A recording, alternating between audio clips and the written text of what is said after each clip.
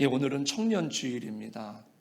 오늘 이 말씀을 통해서 우리 어르신들은 우리의 자녀들을 마음속에 두고 우리가 다시 한번 생각해보고, 또 우리 젊은이들은 오늘 이 하나님의 말씀을 통해서 오늘 내 인생을, 내 삶을, 내 믿음을 다시 한번 이렇게 되새겨보는 그런 은혜의 시간이고 말씀의 시간이 되었으면 좋겠습니다. 먼 길을 떠나는 자녀가 있으면 우리 부모님들은 뭘 해줍니까? 요즘은 돈 주면 돼요, 그냥. 아마 자녀들도 먼 길을 떠나면 부모님이 봉투 두둑하게 주든지 그냥 신용카드 하나 주시든지 이러면 좋을 겁니다. 물론 이것도 좋지만 그 조선시대에 그 위대한 사상가였던 그 다산 정약용 이 선생님은 자기 아들이 학유인데 먼 길을 떠날 때 그 노잣돈을 대신해 가지고 이 집안에서 대대로 내려왔던 그 가르침을 그 아들에게 전해줍니다. 그 대목 중에 하나가 이런 말씀이 있습니다. 사나이의 가슴 속에는 언제나 한 마리 가을매가 하늘을 박차고 오르는 기상이 있어야 한다. 눈은 건곤을 작게 보고 손바닥은 우주를 가볍게 보아야만 한다. 이런 구절이 있습니다. 그냥 푸르른 가을 하늘을 멋지게 솟구치는 그 매 한 마리처럼 하늘과 땅을 거침없이 내다르며 힘있게 살아가는 그 젊은이의 모습, 이것을 그리는 말씀이죠. 참 멋지죠.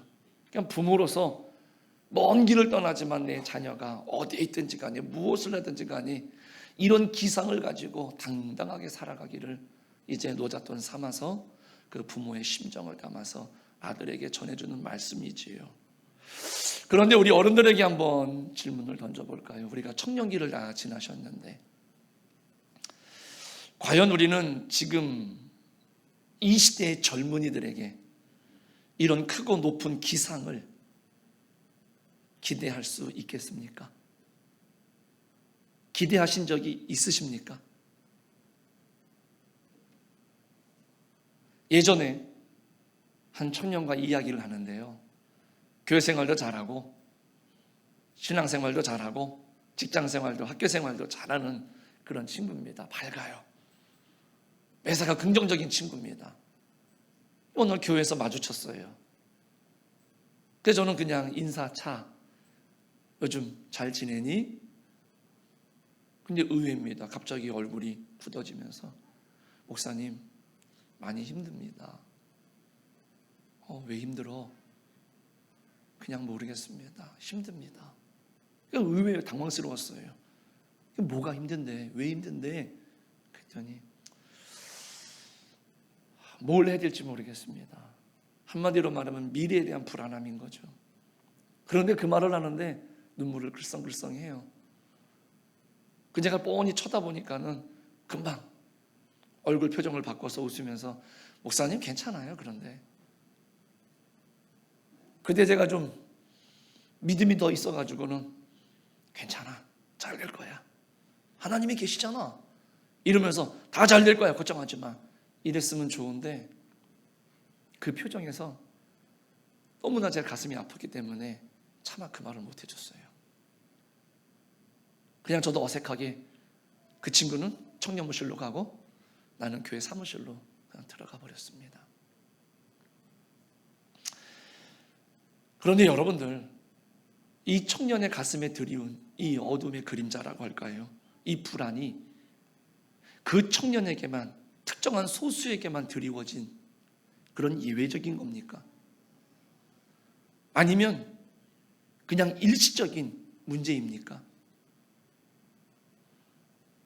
안타깝게도요, 미래에 대한 이 불안은요, 우리 시대의 대다수의 많은 이 젊은이들이 안고 있는 문제라는 것을 알았습니다. 여러분들의 자녀도 예외는 아닐 겁니다. 2022년 그 통계를 보니까는요, 청년 실업률 6.4%입니다. 코로나가 막 시작되기 직전에는 10.4%까지 올라갔었는데 많이 떨어진 것 같습니다. 수치상으로 볼 때는 별것 아닌 것 같지만 우리가 체감하는 이 실업률, 이 청년들이 느끼는 이 체감은요, 이 수치와는 비교할 수 없을 정도로 굉장히 힘들고 굉장히 버거울 겁니다. 그런데도 여전히 세상은요, 돈, 학벌, 외모, 번듯한 직업, 이거를 전면에 부각시키면서 이래야지만 성공하고 이래야지만 제대로 사는 것처럼, 그리고 많은 매체들은요 그러한 모습을 더 부추깁니다. 더 부각시키면서 많은 청년들에게 힘들고 어렵게 합니다.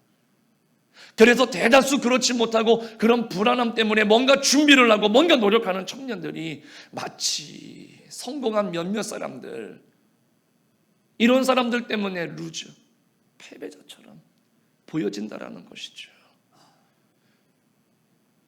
그래서 많은 사람들은 야, 너 왜 그러니? 봐라, 저 사람들은 저렇게 잘 되는데 넌 도대체, 이러면서 손가락질을 당하게 한다는 것이죠. 과연 우리는 그런 청년들에게 하늘을 박차고 오를 수 있는 그런 기상을 기대할 수가 있겠습니까? 아니면 이런 시대에서 그냥 적당하게 직업을 선택을 해서 그냥 살아가기를 우리가 기대해야 되는 것이 맞는 겁니까? 우리 사랑하는 성도님들, 가을 하늘을 치솟아 오르는 매처럼 힘차게 살아가야 되는 우리의 젊은이들입니다. 우리의 자녀들입니다. 그런데 무기력한 그 일상이나 불안한 일상에 갇혀서 점점 그 날갯짓을 잃어가 버립니다. 꿈을 꾸지 않습니다. 그냥 이렇게 살아야 되는 것이구나라고 하면서 꿈을 더 이상 꾸지 않습니다. 우리 사랑하는 부모님들, 그런 자녀들을 위해서 우리는 더욱더 뜨겁게 기도해야 될 줄로 믿습니다. 지금 우리들은 그런 자녀를 바라볼 때마다 과연 어떤 모습으로 살아야 될까? 주전 6세기에 우리와 똑같은 그런 암울한 미래가 없는, 소망이 없는 시대를 살아가는 사람들이 있었습니다. 바로 그 에스겔이 속했던 그 이스라엘 사람들입니다. 강대국 사이에 끼어가지고 눈치 봅니다. 결론은 밉보여가지고는 강대국에 의해 가지고 그 나라를 빼앗기고 그 백성들은 포로로 잡혀간 겁니다. 오늘날로 말하면 루저입니다. 패배자입니다. 오늘 본문은 그런 현실 속에 있는 에스겔에게 하나님께서 급작스럽게 임하셨다는 것이죠. 1절 말씀에 보니까 여호와께서 권능으로 내게 임재하시고, 히브리 말에 보니까는요 하메타 알라이 야드 야훼 이렇게 말합니다. 이 말은 뭐냐면 야드 야훼, 하나님의 손이라는 뜻입니다. 이 권능이라고 표현하고 있지만은 이 히브리어 원문에 보면은요 하나님의 손이 지금 이 에스겔에게 임했다라고 성경은 이야기해 줍니다. 절로 탄식밖에는 나올 수밖에 없는 그런 암울한 현실 속에 이 에스겔에게 놀랍게도 하나님의 손, 야드 야훼, 여호와의 손이 임하는 겁니다. 두렵습니다. 갑작스러우니까. 그렇지만 내가 이렇게 힘들고 어려운데 하나님의 손이 나에게 임했습니다. 하나님의 영이 나에게 임했습니다. 너무나 기쁘고 너무나 좋을 수밖에 없죠. 아, 이제 내가 뭔가 될 수 있겠구나. 나는 한계를 느끼고 아무것도 할 수가 없었는데 지금 하나님의 손이 나의 어깨를, 하나님의 손이 나의 삶에 이렇게 임재하시는구나. 너무너무 감동을 받아서 뭔가 이런 복잡한 마음이 막 교차하고 있는데 하나님께서는요 이 에스겔을 오늘 골짜기로 인도해 가십니다. 그런데 그 골짜기를 보니까 어땠습니까? 죽음의 악취가 풍기는 뼈들이 가득합니다. 하나님의 손을 느끼는 순간 사람들은 생각할 수 있습니다. 우리들도 생각할 수 있죠. 내 삶이 이제 뭔가 획기적인 발전이 있겠구나, 변화가 있겠구나. 이 초라한 나의 삶에서, 이 어려운 현실 속에서 내가 뭔가 하나님의 은혜를 통해서 새로운 길이, 새로운 축복이 열릴 수 있겠구나, 이런 마음을 충분히 가질 수 있었겠죠. 그런데 하나님은 그런 에스겔을, 그런 우리들을 어디론가 데려가시는 겁니다. 익숙했던 일상으로부터 좀 거리를 두었으면 좋겠다라고 하는 하나님의 초대인 것처럼도 느껴지게 합니다. 그런데 그 주님이 데려가신 그 골짜기의 풍경은 우리가 생각하는 것, 우리가 상상했던 것하고는 너무나 다른 겁니다. 살벌합니다. 소름이 돋고요, 구역질이 납니다. 악취가 납니다. 저도 캄보디아에 그 킬링핀들을 가본 적이 있습니다. 그 현장을 가니까는요, 처음에는 속이 울렁대기 시작을 하고요, 그 설명을 듣고 시간이 지날수록 두통이 생기고요, 마지막에 가니까는요, 그 뼈들을 전시해 놨더라고요. 모아놨더라고요. 근데 그 순간에 다리가 풀리더라고요.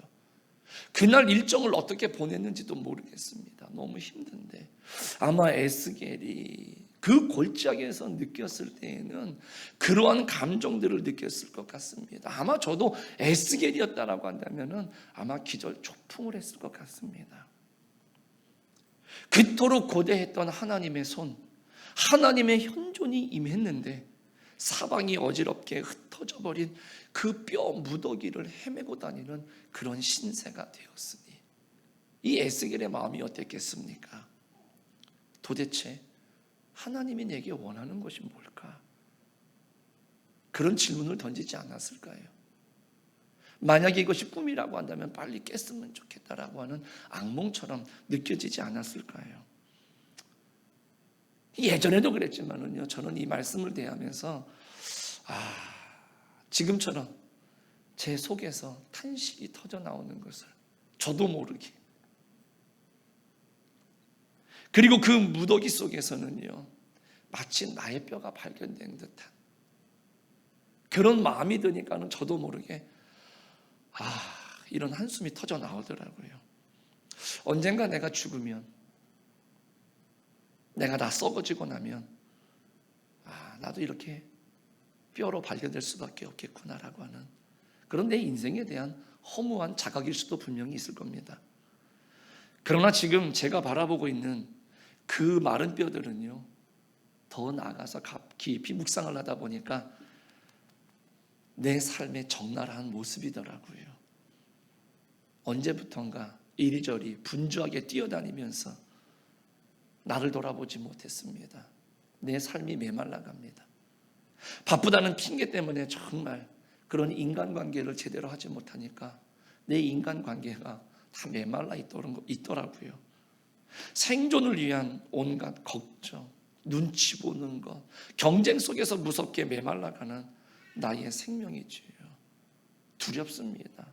눈 뜨는 게 두렵고요, 눈을 감는 게 불안하고요, 가장 감추고 싶었던 그런 나의 실상, 나의 모습이 그 에스겔이 보고 있는 그 마른 뼈 속에 투영이 되어 있는 것 같아서 이 본문을 볼 때면은 항상 기쁜 마음도 있지만은 그런 마음이 들어서 좀 마음이 착잡할 때가 있습니다.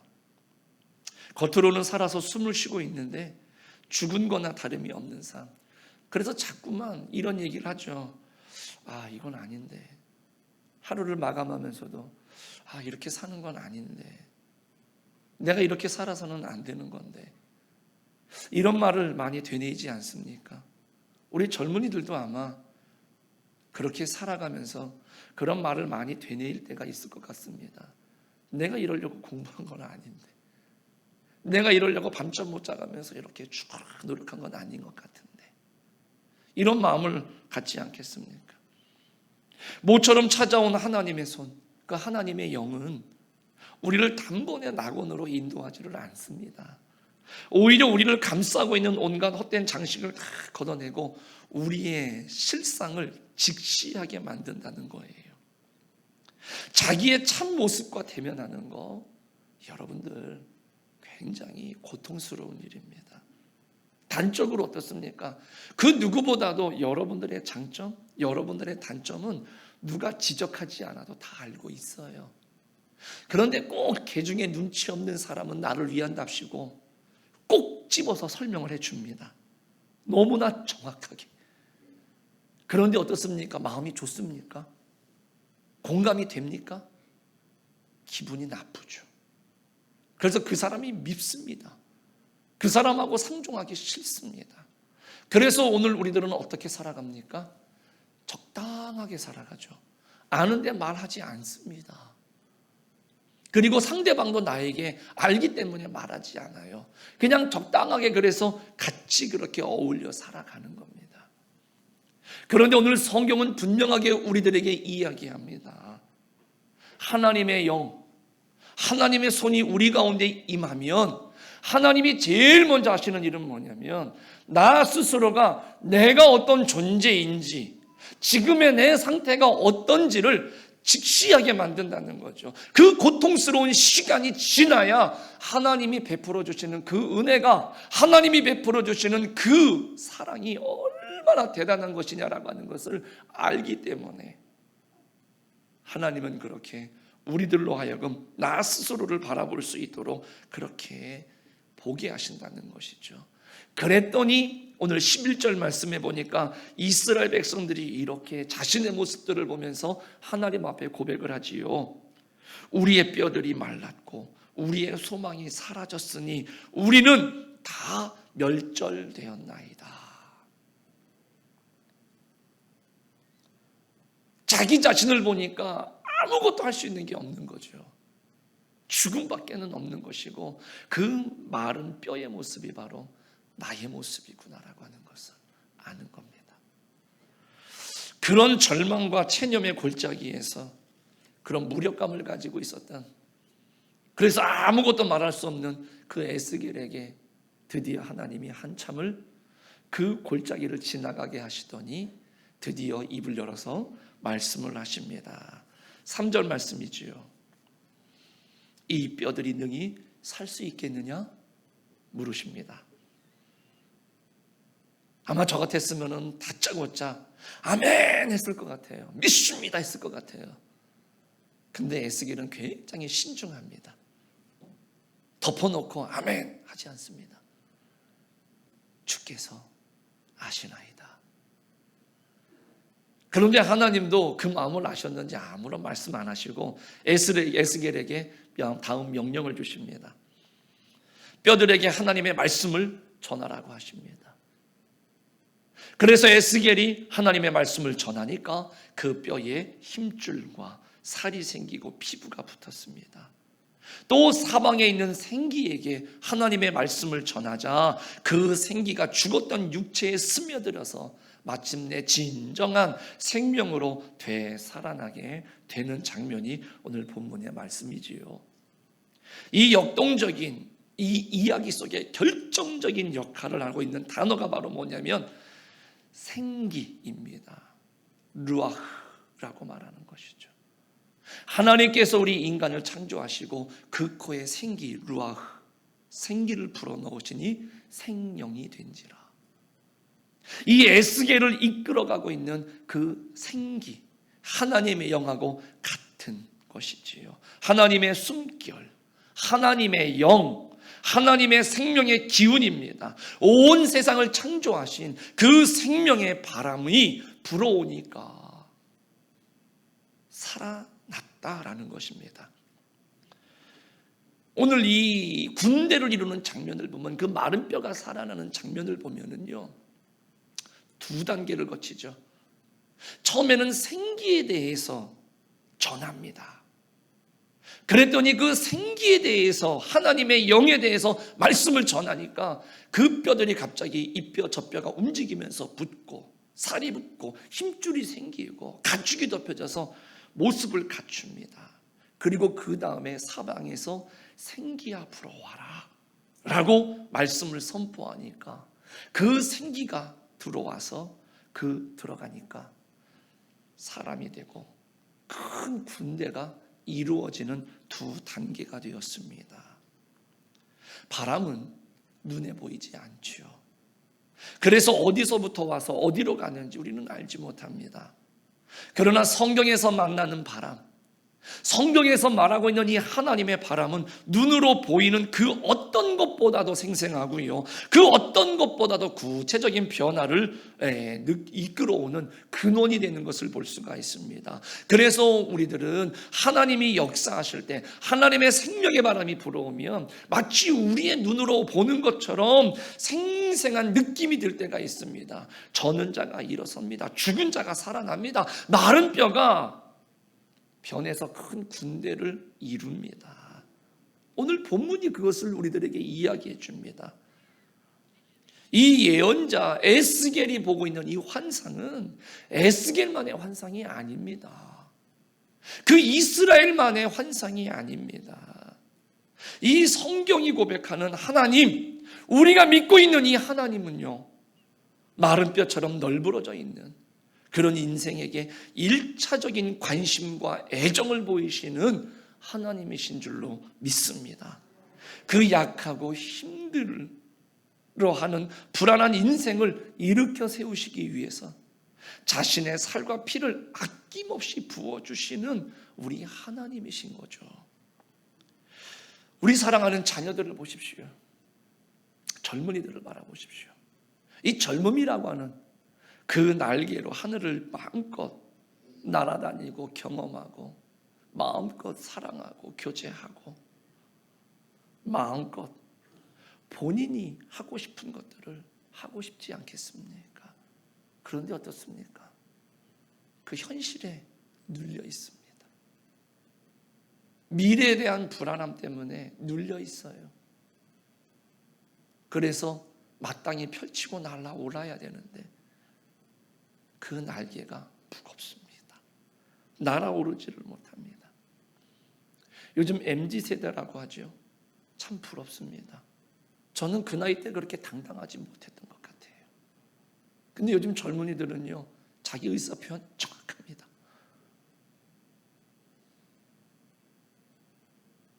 그런데도 어떤 미래에 대한, 자기가 앞으로의 인생에 대한 이야기를 하면 여전히 그 한계를 벗어나지 못하더라고요. 가슴이 참 아픕니다. 현실의 무게에 눌리고 미래에 대한 불안함에 눌린 그런 우리의 젊은이들, 우리의 자녀들, 그리고 우리의 삶이 점점 메말라가고 있습니다. 이 사회로부터, 우리의 가까운 사람들로부터 루저라고, 패배자라고 손가락질 당할까 봐 두려워하는 우리의 자녀들의 모습을 보십시오. 이 시대의 젊은이들을 바라보십시오. 때로는요, 자기 스스로를 깎아내리면서 주저앉아 버리는 그러한 모습들을 보십시오. 정말로 가슴 아픕니다. 마치 에스겔의 골짜기에 그 뼈들을 보는 것처럼 정말로 너무너무 생각이 복잡해집니다. 그러나 오늘 성경은 뭐라고 말씀하고 있습니까? 바로 그런 약하고 상처받은 영혼에게 가장 가까이에서 하나님이 함께 계시다라고 하는 것을 우리들에게 이야기해 줍니다. 우리의 젊은이들, 우리의 자녀들에게 우리가 이제는 말해줄 것은요, 야, 너는 도대체 이게 아니라 지금 하나님이 너와 함께 하신다. 그 전지전능하신 하나님이 지금 너와 가장 가까이 계시니까 걱정하지 말아라. 우리의 자녀들을 일으키실 수 있는, 이 시대의 젊은이들을 일으키실 수 있는 그런 우리 신앙의 부모님들이 되시고 신앙의 선배들이 되시고 우리 교회가 되기를 간절히 부탁을 드리겠습니다. 정말로 불안하고 힘든데, 의지할 데가 없는데, 오늘 이 하나님의 말씀은 그런 이들에게 가장 가까이 계신 분이 우리 하나님이시라고 하는 것, 이게 얼마나 큰 위로가 됩니까? 아울러서 오늘 이 본문의 말씀은요, 자기 자신에게 아무런 소망도 발견할 수가 없는데, 그래서 허무하게 지금 이 시간들을 보낼 수밖에 없는데, 그런 나에게, 그런 우리의 자녀들에게, 그런 우리들의 모습 속에 성령의 바람이, 하나님의 영이 불어온다고 여러분들 생각해 보십시오. 오늘 성경은 우리들에게 눈을 열어서 이러한 사실을 보라고 이야기해 주는 것입니다. 우리 시대의 에스겔, 바로 여러분들에게 자녀에게 바로 이 하나님의 영이 불어오는 줄로 믿습니다. 그런데 그 바람은요, 불어오게 되면 우리의 자녀들에게, 우리들에게 에스겔 골짜기와 같은 그런 마른 뼈들을 보여줍니다. 절망적인 현실 앞에서 막막한 미래 때문에 메마른 사람들은 너 하나뿐이 아니야. 내 자녀만 그런 것이 아니라 이 시대를 살아가는 모든 우리의 자녀들이 그러한 모습으로 지금 살아가고 있고, 이 시대를 살아가는 모든 믿음의 사람들이 지금 그와 같은 메마름으로 살아가고 있다라고 하는 것을 하나님은 보여주시는 겁니다. 우리는 성령이 임하고 하나님의 영이 임하면, 하나님의 은혜가 임하면, 하나님의 복을 받으면 오늘 우리들은 다 나만 잘 되면 되는 거예요. 내 자녀만 출세하고 내 자녀만 성공하면 되는 거예요. 그런데 그게 안 되니까 속상하지요. 그런데 하나님은 그렇게 말씀하신 적이 없어요. 오늘 성경은요, 하나님의 영이 임하니까 가장 먼저 보여주시는 것은 뭐냐면 그 현실을 직시하게 만들고, 너보다 더 어렵고 너보다 더 힘든 사람들이 이렇게 많다라고 하는 것을 오늘 성경은 우리들에게 보여주시는 겁니다. 그리고 그 자리에서 그러면 내가 어떻게 살아야 되느냐라고 하는 것을 결단하게 만드신다는 것이죠. 그러한 현실 앞에서 나만 잘 먹고 나만 잘 살면 되는 겁니까? 아니지요. 저는 예전에요, 우리 외숙모가 지금은 집사님이 되셨지만 예수님을 안 믿을 때 저만 가면 그만 하는 말이 있습니다. 예수 믿는 사람들은 왜 도대체 그렇게 사는지 모르겠다. 자기 조카 중에 하나가 똑똑해요.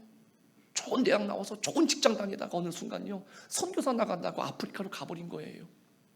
1년에 한 번씩 들어오는데 들어올 때마다 입는 옷이 똑같아요. 청바지에 맨티 하나 입는 거예요. 하얀 티 하나. 이모 입장에서 너무나 속상한 거죠. 뭐가 못나서 저 잘난 애가 왜 저렇게 힘들게 사는지.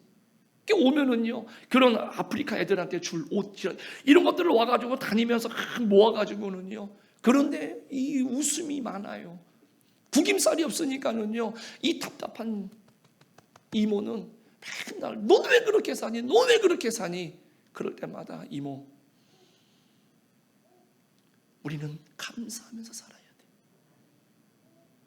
이렇게 사는 게 전부가 아니야. 매번 그 이야기를 했다는 거예요. 근데 지금 10여 년이 지난 지금 이제 그 숙모님이 그 자기 조카의 말을 이해를 하는 거죠. 우리 사랑하는 성도님들, 내 자녀가 왜 복을 받아야 됩니까? 우리 젊은이들이 왜 잘 돼야 됩니까?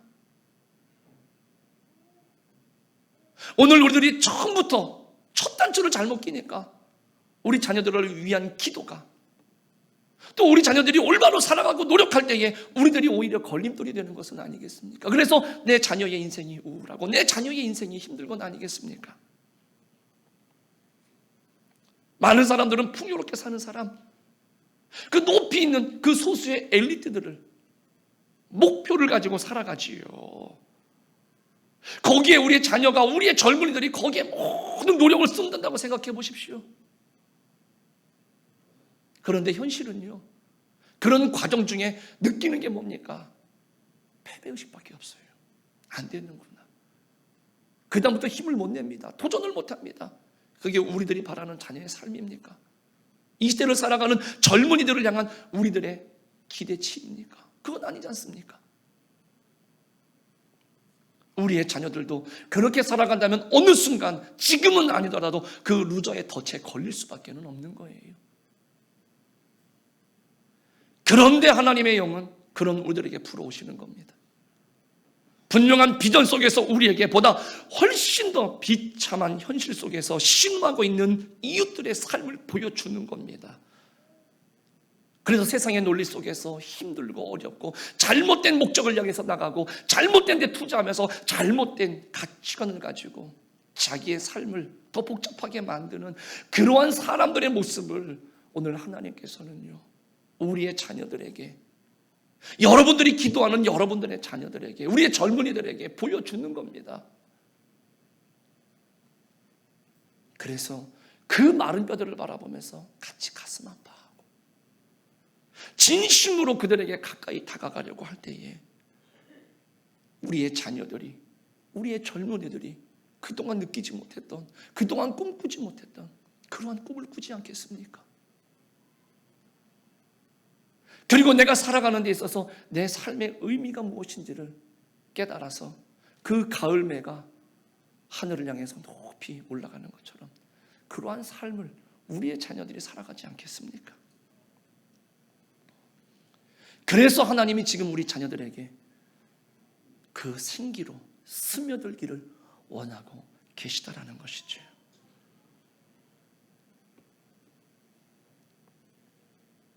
인자야, 이 뼈들이 능히 살 수 있겠느냐? 우리의 이런 노력이 이 세상, 이 메마르고 참담한 현실을 능히 바꿀 수 있겠느냐? 물으시는 거죠. 알 수 없죠. 너 하나 한다고 해서 바뀔 것 같으냐? 알 수 없죠. 하지만 우리는 노력할 뿐입니다. 청년들아, 오늘의 이 메마르고 척박한 현실이 능히 생명의 세상으로 바뀔 수 있겠느냐? 묻습니다. 그때 우리는 대답하겠죠. 주 여호와여, 주께서 아시나이다. 우리의 미래는 예수님께 달린 줄로 믿습니다. 우리의 자녀들을 위해서 우리들이 어떠한 기도를 해야 될까요? 이 시대의 젊은이들을 위해서 이제는 우리들이 어떠한 기대를 가지고 기도를 해야 될 것이냐 라는 것이죠. 이 시대의 소망, 우리 자녀의 소망은, 그 미래는 예수님인 줄로 믿습니다. 마른 뼈 같은 인생에게 살과 피를 내어주시는 예수님과 함께하는 미래, 거기에 우리의 미래가 있고 우리의 자녀들의 미래가 있고 이 시대를 살아가는 많은 젊은이들의 미래가 있는 줄로 믿습니다. 우리 사랑하는 성도님들, 우리 자녀들을 위해서 기도하시고 응원해 주시고 끝까지 그네들이 펼쳐야 할 그 날개를, 인생의 날개를 펼칠 때 예수와 더불어서 함께 펼칠 수 있기를 위해서 기도하고 눈물로 호소하는 그런 우리 모든 성도님들이 다 되시기를 주님의 이름으로 간절히 축복합니다.